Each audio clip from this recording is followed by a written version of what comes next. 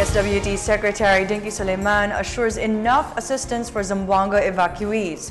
More than 80,000 individuals are temporarily sheltered in evacuation centers in the city in view of the Zamboanga crisis. More from Sam Ramirez.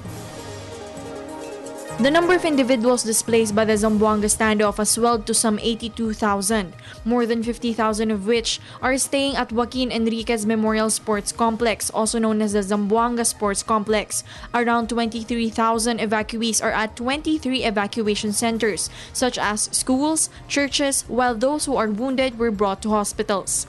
According to Social Welfare and Development Secretary Dinky Soleiman, relief goods as well as ready-to-eat food packs are given to the families at all the official evacuation centers. Meron kaming tao sa evacuation center na nakikipag-ugnayan doon sa namamahala mismo sa evacuation centers na ito. So, napuntahan na po yan, nahahagdan din ho ng pagkain at yung pong nag-distribute ng food araw-araw, 3 beses sa isang araw po natin ginagawa yon.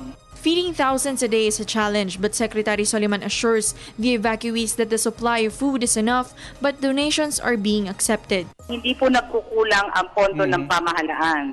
Dahil may mga ibang nagkikriticize na bakit pa humihingi na marami naman daw pera.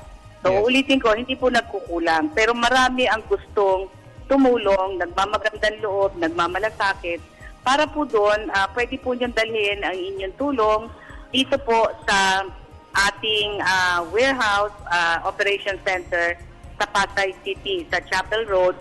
At mula doon, aming ginagamit ang C-130 o ang Navy boats and Coast Guard para doon. Aside from donations, Secretary Soleiman also asks for the public to pray for the violence to stop. Manalangin ho tayo kung ano man ang pananampalataya ninyo na tayo po ay magkaroon na ng katahimikan.